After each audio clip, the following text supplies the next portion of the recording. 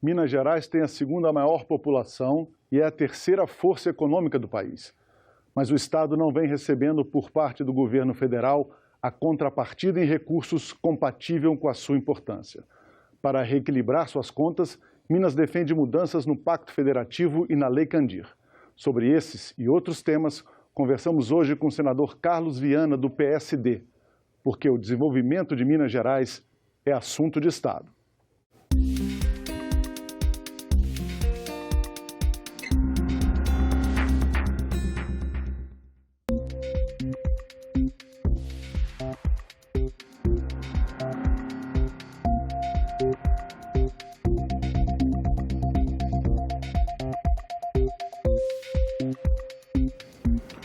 Conosco aqui a colega Carla Benevides. Obrigado, Carla, pela presença. Senador, obrigado pela sua presença no assunto de Estado. Obrigado a vocês pelo convite. Estamos à disposição. Vamos começar falando de Pacto Federativo, Sim. Um assunto que ocupou bastante o tema, as agendas do Senado nesses últimos meses. Qual é o balanço que o senhor faz dessa negociação que está sendo travada agora e quais os resultados que a gente pode esperar para Minas Gerais especificamente? Bem, esse assunto do Pacto Federativo já há pelo menos uma década vem sendo pelo menos discutido a necessidade de nós termos uma nova forma de redistribuição dos ganhos no país, da questão da arrecadação. Nós não tivemos boa vontade ainda no governo Lula, também no governo Dilma, esse assunto foi mantido numa gaveta, o governo federal concentrou muito, porque já o país já não vivia uma situação financeira estável, nós já tínhamos ali a primeira fase da crise, então o governo federal não queria abrir mão desses recursos.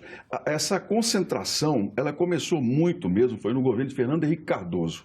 Foi ele quem começou a concentrar, criar os grandes programas nacionais e aliar os estados, ou alinhar, que é a palavra mais correta, no próprio regime do governo federal. O governo Lula só intensificou.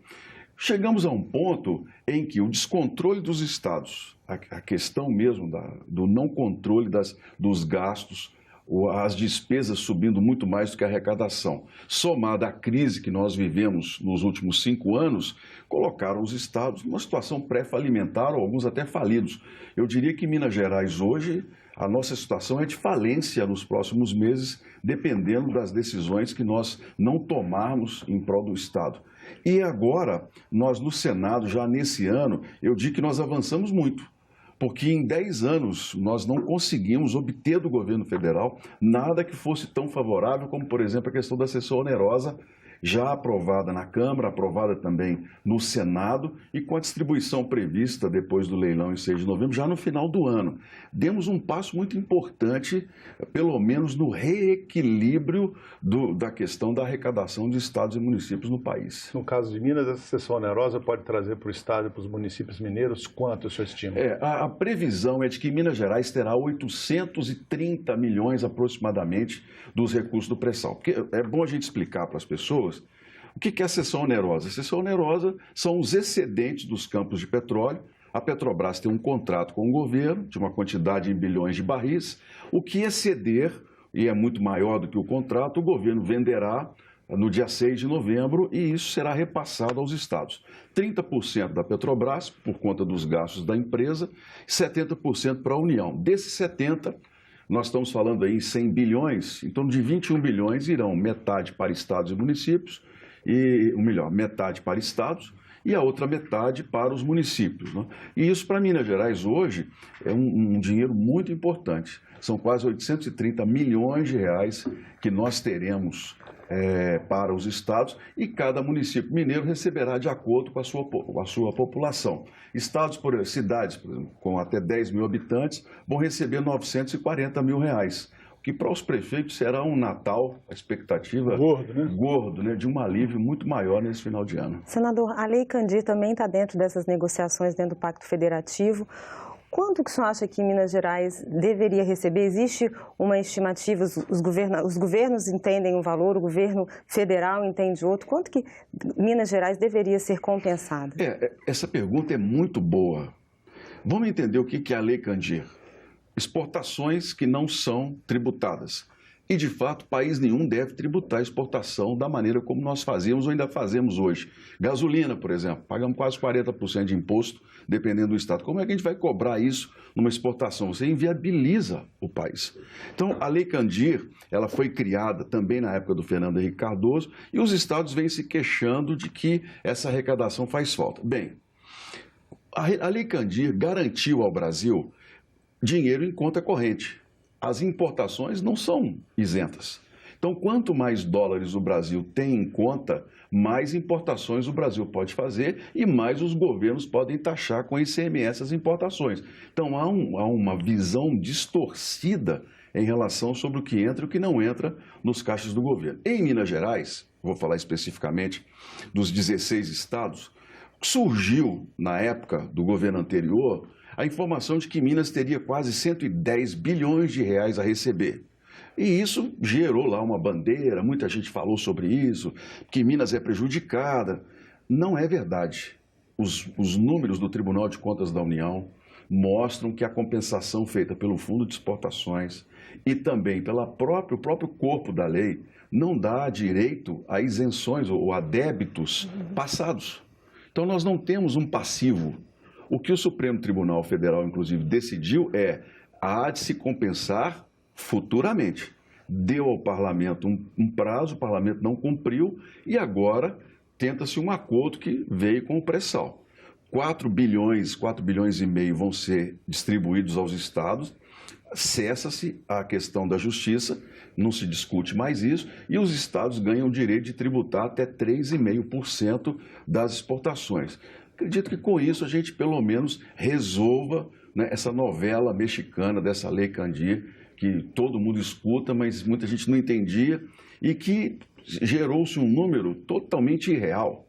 Nosso orçamento no Brasil hoje é 1 trilhão e 400 bilhões. Falava-se em 800 bilhões de dívida da Lei Candir. Quando é que isso vai ser pago? PIB. Nunca isso vai ser pago. Por quê? Porque não existe esse número. Você não tem como fazer passivo daquilo que não foi arrecadado. E essa questão das importações tem que ser levada em consideração, porque a importação, ela também gera dinheiro em caixa para os estados. Foi até bom o senhor mencionar isso, porque nós estávamos exibindo agora há pouco uma arte aqui, que a gente vai reapresentar para os espectadores, que é um cálculo que a gente pegou no governo de Minas Gerais anterior a esse, que fazia essa estimativa de que as exportações eram de 25 bilhões ao ano, 90% das exportações mineiras são realmente de produtos desonerados, são produtos primários ou semi-manufaturados, e que uma taxação supostamente de 7% renderia-se 1,75 bilhão ao ano, que daria em 31 anos aí esse débito, que é um débito fantasioso, então, na verdade. Né, não existe, porque se você taxar as exportações, ou tivéssemos taxado, nós não teríamos exportado a quantidade que exportamos. Porque não teria competitividade do preço. Teríamos inviabilizado. E a decisão do Supremo é muito clara, não há passivo, porque a União não recebeu esses impostos. Se a União tivesse recebido metade desse dinheiro em forma de tributação, a federação tinha o direito de ver distribuído esse recurso. Mas não houve isso. A questão é o que fazer daqui para frente. Chegou-se a esse acordo. Nós teremos uma compensação de 4 bilhões, vai ser distribuída entre os estados e daqui para frente faz uma pequena taxação, o estado que quiser fazer. Se achar que mantém a competitividade, bem. Se achar que não, pode isentar ou manter isenta a exportação. Você acha que incluir na reforma tributária a possibilidade de compensar essas exportações de produtos primários e semi-elaborados poderia resolver esses problemas? Bem, primeiro a gente tem que definir qual reforma tributária nós vamos falar. Que nós temos pelo menos 3 que estão aí, né, assim, rondando o parlamento. Uma que o próprio governo quer, 2 outras, uma que vem do Senado, outra que vem da Câmara. Então, que reforma tributária? Nós estamos falando em simplificar impostos, em juntar PIS, COFINS, não é? CSLL... Criar um imposto único. Um imposto único. Diminuir alíquotas de imposto. Nós estamos falando em criar um imposto digital, como tem sido colocado pelo governo, e que eu defendo, inclusive. Acho que é o futuro. Um imposto como o ICMS está morto. Você pega um ICMS hoje... a pessoa está grávida, em casa, quer comprar um carrinho de bebê. Ela vai na internet, acha um carrinho de bebê lá em Miami, que aqui no Brasil custa R$2.000, lá custa 600, 800 reais. Aí chega lá no Paraná, ela paga uma taxa de importação que vai para o governo federal, o carrinho chega na casa da pessoa. O ICMS está morto, é um imposto que hoje... É um imposto do século XIX. Do século XIX, esse negócio de crédito e débito. Os impostos no Brasil, a base tributária brasileira, ela tem que vir para a digitalização. Hoje, 90% de toda a movimentação no Brasil, de supermercado, financeira, toda ela é feita por cartão. E ali você consegue saber quem está sonegando e quem não está sonegando. Eu caminho com o ministro Paulo Guedes nisso. Nós temos que começar a desonerar, por exemplo, a cesta básica, que é o que mais paga imposto, que é o mais pobre, e começar a tributar as operações financeiras. Porque no cartão, todo mundo tem que pagar. Aí você começa a criar igualdade no país, em termos até de cidadania. Ah, mas a pessoa que mora numa favela, ela vai ter o cartão e vai pagar o imposto. Olha, isso é um engano. Tem muita gente que mora na favela cuja renda é muito baixa, mas tem muita gente que mora nas favelas brasileiras que ganham muito bem e que não pagam o imposto que deveriam pagar. Essa visão homogênea da pobreza em periferias, ela é incorreta no Brasil. Mas qual é a maneira certa? A única maneira é movimentação financeira. A pessoa tem lá um movimento financeiro maior do que o que está declarado à Receita, ele tem imposto, é questão de cidadania. Então, que reforma tributária nós estamos falando? Depois que nós definirmos claramente quais são os rumos disso que nós vamos reorganizar, essa base hoje tributária, aí nós podemos decidir se o país tem condições ou não de incluir impostos nessa questão dos produtos primários. Senador, vamos falar um pouquinho da questão hídrica lá em Minas Gerais. Teme-se pelo desabastecimento já no próximo ano, principalmente em relação a essa tragédia que aconteceu lá em Brumadinho, né, comprometeu o Rio Paraopeba. Quais são os receios e o que pode ser feito para evitar que isso aconteça? Bem, Minas Gerais, nós somos 853 municípios, né?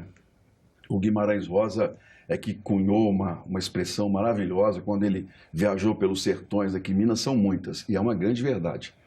Para você ter uma ideia, assim, eu visito todas as regiões do estado. Então eu chego num triângulo mineiro, onde os produtores me pedem internet via satélite para que eles possam acionar os pivôs remotamente. Olha o nível de tecnologia e de avanço. Mas quando a gente chega, por exemplo, no sul, o Sul pede estradas melhores e investimento em tecnologia. São os polos de Santa Rita do Sapucaí. Mas quando a gente começa a caminhar para o leste, estradas, mobilidade ruim, escoamento de produção, né, sendo feito de uma forma hoje muito complexa. Quando a gente chega para o Mucuri, um esvaziamento absurdo. Quando chega no Jequitinhonha, um índice de desenvolvimento humano muito baixo. Então, nós temos 240 municípios em risco hídrico. São 240 cujo abastecimento de água não é garantido todos os dias no ano. Belo Horizonte está vivendo um problema por conta do desastre de Brumadinho, mas surgiu agora, algo inclusive que o Ministério Público tem acompanhado. A empresa está encarregada de construir uma nova área para a chegada da água a Belo Horizonte. Isso tem que ser cumprido no prazo de 1 ano. Se esse calendário não for cumprido, aí sim, no verão, na seca do ano que vem, de 2020, nós poderemos ter problemas. Mas pelo que tenho conversado com a Força Tarefa em Minas, as obras estão muito adiantadas. Então, momentaneamente, para a capital, o risco de desabastecimento está, vamos dizer assim, em suspenso, ou pelo menos não é algo tão importante no momento.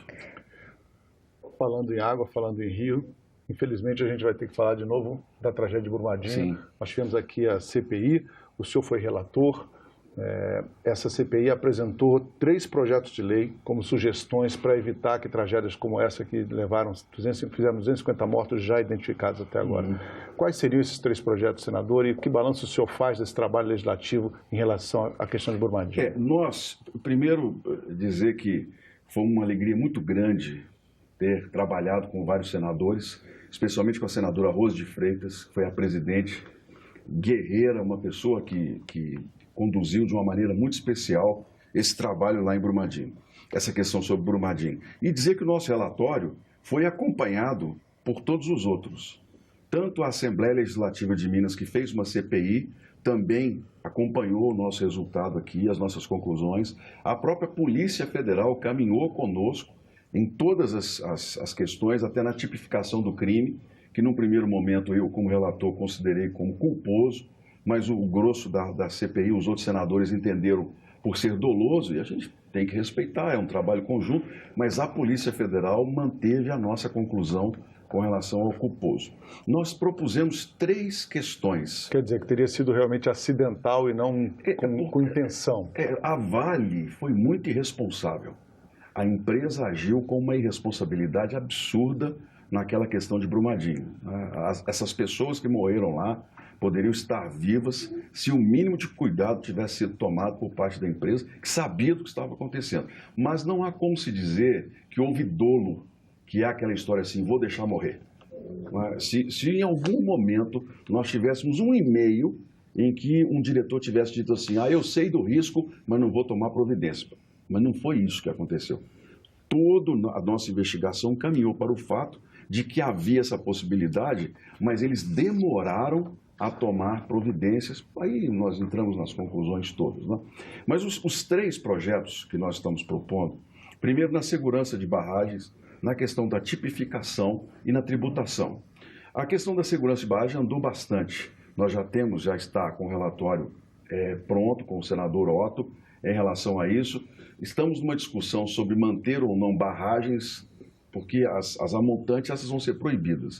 Mas o setor quer que se mantenha as barragens a jusante, porque eu sou contra. Eu penso que o Brasil não quer mais barragem de minério e industrial, barragem só de água para consumo humano.